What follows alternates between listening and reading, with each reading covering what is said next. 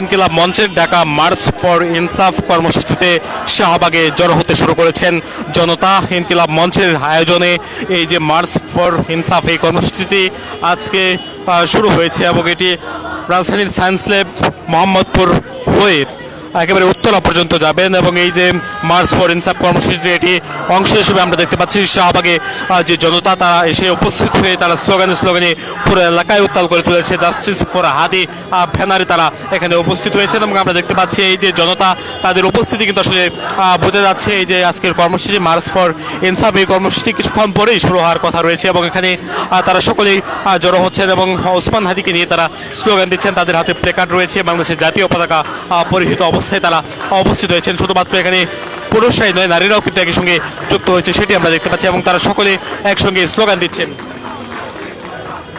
কিছুক্ষণ পরেই তারা রওনা করবেন সায়েন্স ল্যাব হয়ে, তারা ধানমন্ডি তারপরে মোহাম্মদপুর একেবারে উত্তরা পর্যন্ত যাবেন এই মার্চ ফর ইনসাফ কর্মসূচিটি নিয়ে।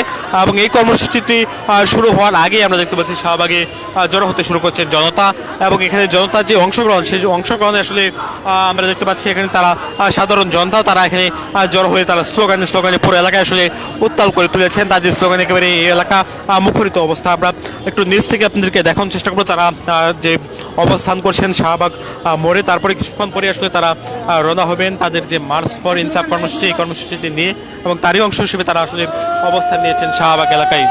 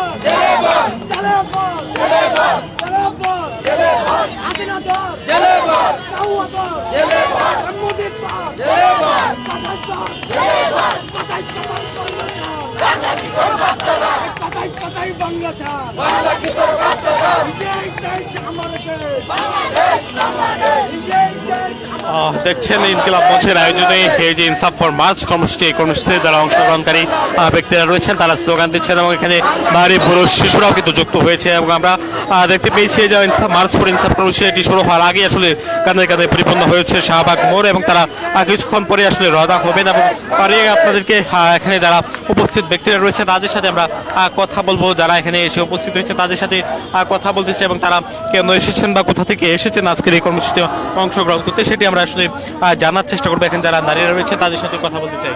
ভারতের আধিপত্যের কাছে বাংলাদেশকে বিক্রি হতে কখনো আমরা দেই নাই, আমরা দিবও না। আমরা 18 কোটি না, আমরা এখন সারা বিশ্বের মানুষ এক হয়ে গেছি হাদি হত্যা মামলায়। আমরা সেই জাবারে নূরের পাথরের ভিতরে লেখা দেখছি যে হাদির ইনসাফ আমরা চাই, হাদির বিচার আমরা চাই। এক হাদির লক্ষ্য করে লক্ষ হাদি জন্ম, এক হাদির রক্ত থেকে লক্ষ হাদি লড়াই করে সেই লড়াইটা এখন বিশ্বের সব জায়গায় আমাদের সেই মদিনার মক্কার মনোহরাতে পর্যন্ত পৌঁছায় গেছে। আলহামদুলিল্লাহ আমরা সেই ইনসাফের বিচার নিয়েই গড়ে ফিরবো। ভারতীয় আগ্রাসনের আধিপত্যটা যদি বাংলাদেশকে সম্পূর্ণভাবে কলগ্রাস করে ফেলে বা চারিদিক থেকে ঘিরে ফেলে তাহলে আমাদের পরাজয় হয়ে যাবে। কিন্তু আমরা আপামর জনতা যদি এক থাকি, সবার কাছে সারা বাংলাদেশের জনতার কাছে আমাদের একটা রিকোয়েস্টই থাকবে, আমরা যেন একজোটে এক হয়ে আমরা যেন সবাই মিলে ভারতীয় আধিপত্যকে রুখে দাঁড়াতে পারি এবং আমরা বাংলাদেশ এটা যেন আমরা দ্বিতীয়বার আবার প্রমাণ করতে পারি।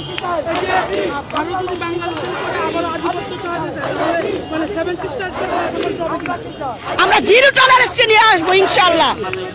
তাদের আধিপত্যকে আমরা জিরো টলারেন্সে নিয়ে আসবো। বাংলাদেশ জয়ী হবে, বাংলাদেশ ইনসাফের বিচার পাবে এবং বাংলাদেশে কোনো ভারতীয় আগ্রাসনের কোনো আধিপত্য আমরা চালাতে দিব না। হাসিনার বিচার হবে, হাসিনাকে সেই জায়গা থেকে আমরা নিয়ে আসবো এবং নিয়ে আসার জন্য যে যে পরিকল্পনা করা দরকার তা আমাদের ইনকিলাব মঞ্চ আমাদের বলবে এবং উপদেষ্টা মহোদয়কে জানাবে, সেই অনুযায়ী তারা কাজ করবে। আর নয়তো আমরা আবার বাংলাদেশের যত জনগণ আছি এবং বিশ্বের যারা আছে আমাদের হাদির বিচার চায় এবং ইনসাফের বিচার চায়, আমরা এক হয়ে এই ভারতীয় আধিপত্যকে আমরা রুখে দাঁড়াবো ইনশাল্লাহ।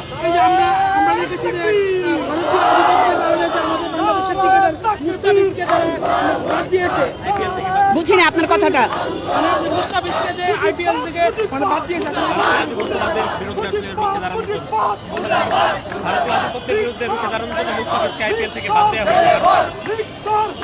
মুস্তাফিজের তো কোনো ভয় নাই। আইপিএল তো বাংলাদেশের জন্যই তৈরি। বাংলাদেশের মূল মন্ত্র হচ্ছে আইপিএল বললে বাংলাদেশকে চিনে। আমরা আবার নতুন করে বিশ্ব গড়ে তুলবো। আমরা নতুন করে মুস্তাফিজকে নিয়ে আমরা আবার দল গঠন করব। একটা আইপিএল থেকে বাদ গেলে একটা মুস্তাফিজুর না, আমাদের কাছ থেকে এরকম বহু মুস্তাফিজ আছে, বহু হাদি আছে যারা বাংলাদেশের জন্য পার নিতে রাজি আছে এবং আমরা মায়েরও সেই রকম সন্তান ভূমিষ্ঠ করেছি যে সন্তানেরা বাংলার জন্য প্রাণ দিবে। আইপিএল তো ছোট্ট একটা বিষয়। আর মুস্তাফিজ তো আমাদের পক্ষ থেকেই, হাদির পক্ষ থেকেই সে আইপিএল এর বিপক্ষে গিয়েছে। তো আমরা আশা করব মুস্তাফিজ অবশ্যই রাস্তায় নেমে আসুক। আমাদের সবা 18 কোটি প্রাণের সাথে সেও এক সুরে বলুক যে আমরা হাদি হত্যার বিচার চাই, হাদির ইনসাফ চাই।